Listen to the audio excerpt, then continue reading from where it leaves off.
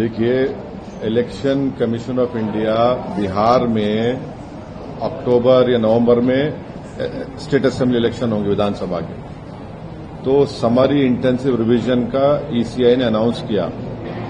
हम election commission को ये लेटर लिखे हैं जिसमें हम उनसे पूछ रहे हैं कि इतनी बड़ी एक्सरसाइज आप कर रहे हैं तो आप ऑल पार्टी मीटिंग क्यों नहीं बुलाए, क्योंकि इलेक्शन कमीशन ये बोल रहा है कि बिहार का भी होगा, तमिलनाडु का भी होगा, बंगाल का भी होगा, और election commission all party meeting बुला सकता। अभी तो कोई इलेक्शन नहीं है, आप बोलते इलेक्शन हो तो सुपीरियर बॉडी आर्टिकल 329 के तहत कोई इलेक्शन नहीं है, अब तो हम सब एक पेज पर है। तीसरी अहम बात यह है कि आप लोग प्लीज समझिए कि इलेक्शन कमीशन ने यह कहा कि पार्लियामेंट 2024 इलेक्शंस में बिहार में 7,72,59,579 वोटर्स हैं। अब इलेक्शन कमीशन ये बोल रहा है कि 2003 के वोटर लिस्ट की बुनियाद पर 4.96 वोटर्स को ऐसे हम इंक्लूड करेंगे। हाँ, तो बचे कितने? Nearly 2,75,00,000 nearly. हमारा इलेक्शन कमीशन से सवाल ये है कि आप तो 2 क्लासेस क्रिएट कर दिए वोटर्स के। कैसे? जो 2024 में वोट डाले, आप ये बोल रहे कि अब वोट नहीं डाल सकते, अनलेस एंड अनटिल कोई रीजनेबल बेसिस तो होना चाहिए ना। आप जो कर रहे हैं उसका कोई रीजनेबल बेसिस नहीं है। तो ये खुद आर्टिकल 14 ऑफ द कॉन्स्टिट्यूशन का जो फंडामेंटल राइट है उसका ग्रेव वायलेशन है। जो लोग 2024 में वोट डाले उनको आप बोल रहे कि अब आप 2025 के इलेक्शन में वोट नहीं डाल सकते जब तक कि आप अपना बर्थ सर्टिफिकेट, अपने मां का, अपने पिता का बर्थ सर्टिफिकेट नहीं बताएंगे। तो ये खुद ये आप एक वो कर दिए। अच्छा, मिसाल के तौर पर अगर कोई बिहार में कोई पार्लियामेंट इलेक्शन में फर्ज करिए कोई 20,000 वोट से कोई सीट हार गया, कोई पार्टी का कैंडिडेट, और आप ये बोलेंगे समरी इंटेंसिव रिवीजन में कि यहां पर 20,000 नाम गलत थे, इलीगल माइग्रेंट्स से शिफ्ट हो गए, तो फिर 24 का इलेक्शन चैलेंज करना तो मेरे को, फिर आप मेरे को चैलेंज कर दो 24 का इलेक्शन। ये क्या कर रहे हैं आप? और तीसरी छठी बात यह है कि बिहार में जो सिविल रजिस्ट्रेशन सिस्टम है, सिविल रजिस्ट्रेशन सिस्टम ये बोलता है कि 2000 में बिहार में रजिस्ट्रेशन ऑफ बर्थ का परसेंटेज खाली 3.7 था 2000 में, और पूरे इंडिया में 56.2 था। 2004 में बिहार में रजिस्ट्रेशन ऑफ बर्थ था 11.5%, 2005 में 16.9 था। वैसे ही उसी पीरियड में कंट्री में 60.4 था 2004 में, 2005 में 62.5 था। आप जो क्या बोल रहे भी, आप क्या बोल रहे कि इलेक्टर्स जो 1787 के बाद पैदा हुए उन्होंने अपना date of birth, place of birth बताना, फिर जो 17/1987 से 2/12/2004 तक पैदा हुए वो लोग अपना डेट ऑफ बर्थ देना, प्लेस ऑफ बर्थ बताना, अपने मां का या पिता का देना, और जो 2/12/2004 के बाद पैदा हुए वो अपने मां, अपने बाप का, अपना खुद का देना। अरे भाई, बिहार में 2000 में 3.7 था रजिस्ट्रेशन ऑफ बर्थ, 2004 में 11.5, 2005 में 16.9। आप बगैर किसी पॉलिटिकल ऑल पार्टी मीटिंग बुलाए, कंसल्टेशन करे, आप पूरी वोटर लिस्ट का रिफॉर्म कर रहे हैं। अगर आपको पायलट बेसिस पे करना था तो कोई यूनियन टेरिटरी का करते, आप दिल्ली का करते, चंडीगढ़ का करते, आप पूरे इस तरीके से कर रहे। और एक हमारे को एप्रीहेंशन जो है वो ये है कि आप बीएलओस को अनब्रिडल्ड पावर्स दे दिए, कि वो अगर जाएगा, कोई घर पे नहीं मिलेगा तो वो रिपोर्ट कर सकता ईआरओ को, एईआरओ को, और एईआरओ उस केस को रिफर कर देगा कॉम्पिटेंट अथॉरिटी को सिटीजनशिप एक्ट 1955 के तहत। तो ये एनआरसी हुआ नहीं हुआ बताओ हमारे को? यानी completely wide unsupervised power ERO को ईसीआई ने दे दिया। इससे ना सिर्फ डिसएनफ्रेंचाइजमेंट होगा बल्कि lead to loss of livelihood होगा। और हम ईसीआई को फिर से रिक्वेस्ट कर रहे हैं कि आप एक ऑल पार्टी मीटिंग बुलाइए और बताइए हमको कि आपने ये डेट्स क्यों चूज किया, ये जो डेट्स आपने दिए, और फिर differentiating documentary requirement between voters on basis of age and date of birth, ये क्यों? अगर कोई एड्रेस अपना शिफ्ट कर लिया, ये आप एडिशनल डॉक्यूमेंट क्यों पूछ रहे हैं? एड्रेस चेंज हो गया तो आप कैसा पूछ रहे हैं मेरे सब चीजें? आप क्यों पूछ रहे हैं मेरे से आप ये? और लास्टली हम इलेक्शन कमीशन ऑफ इंडिया को ये बताना चाह रहे कि सुप्रीम कोर्ट का जजमेंट है जो इलेक्शन कमीशन ऑफ इंडिया को फॉलो करना पड़ता है। आप सुप्रीम कोर्ट से बड़े नहीं हैं। लाल बाबू हुसैन केस में जो सुप्रीम कोर्ट ने जो गाइडलाइंस दिए, जो आपको बताया, उसको भी आप वायलेट कर रहे हैं। तो ऑल इन ऑल ये एक्सरसाइज डिसएनफ्रेंचाइजमेंट को लीड करेगा। और कई आप सब लोग जानते हैं कि बिहार के नौजवान पलायन करते, कोई हैदराबाद के होटल में काम कर रहा है, कोई मुंबई के, कोई दिल्ली होटल में काम कर रहा है, कोई पंजाब के खेतों में काम कर रहा है।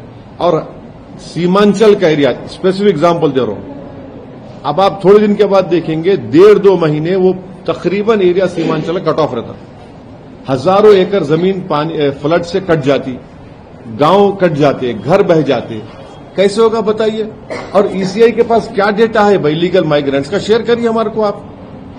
हम भी चाह रहे कि इलेक्टोरल साफ होना, मगर ये जल्दबाजी में फैसला लिया गया है।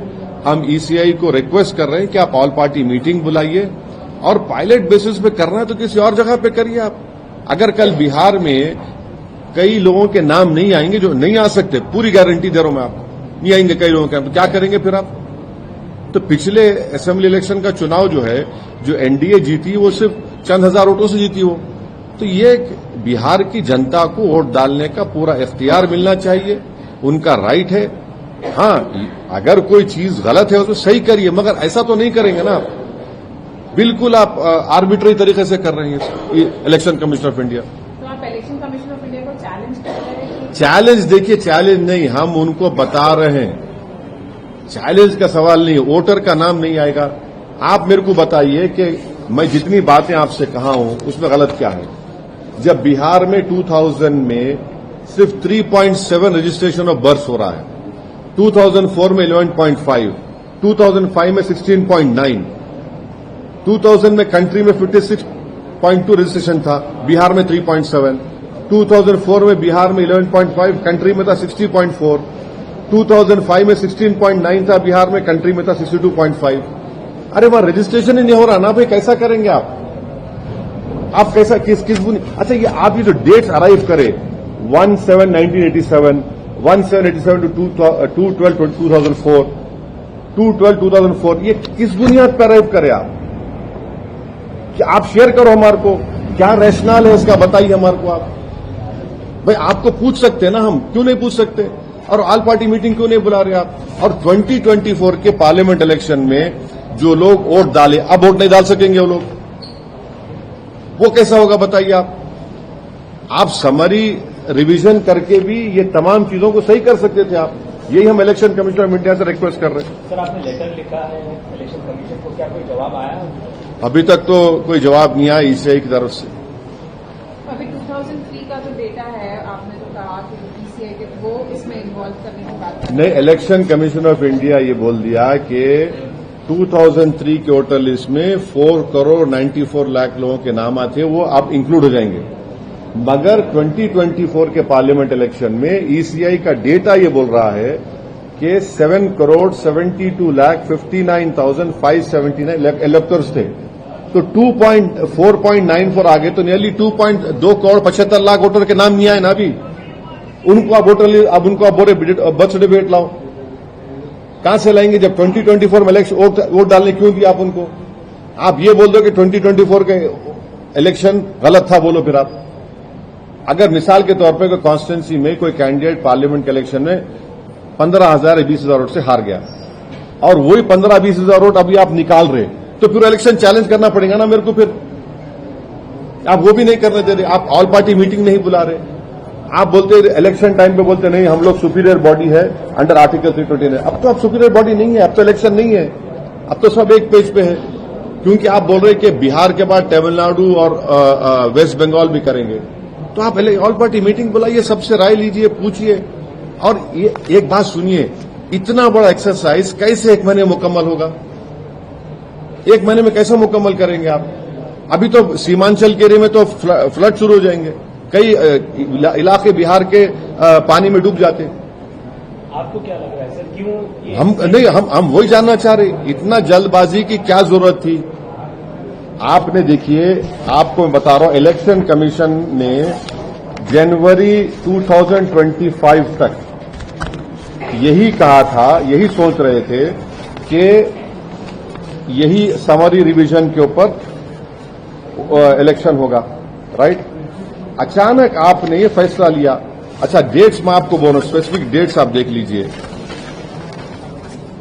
23 अप्रैल को इलेक्शन कमीशन ने पॉलिटिकल पार्टीज के बीएलओस को, माने 10 रिकॉग्नाइज्ड पॉलिटिकल पार्टीज को 2 डे का ट्रेनिंग दिया। कब दिया? 23 अप्रैल 2025। आप बोले एक एसआईआर होगा।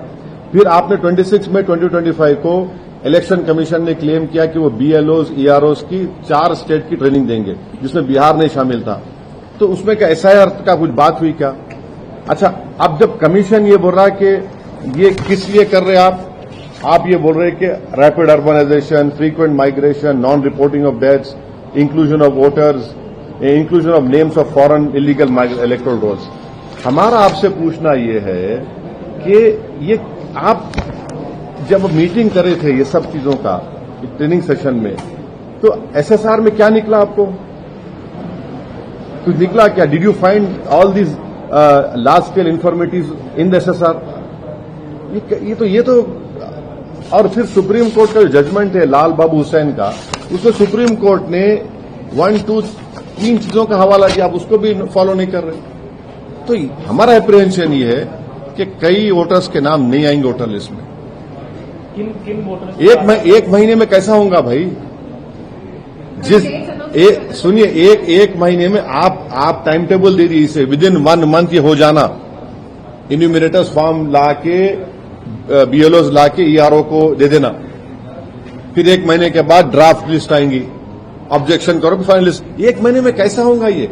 लास्ट टाइम जब एसआईआर हुआ था बिहार में, जब 1 साल था लोकसभा इलेक्शन को, 2 साल थे स्टेट असेंबली इलेक्शन के, कैसा करेंगे आप? ये ह्यूमनली इम्पॉसिबल है। 1 ईयर, अच्छा जल्दी में कर देंगे, कई लोगों के नाम नहीं आएंगे। और फिर बीएलओ को आप पावर दे दिए, अगर उन्होंने 2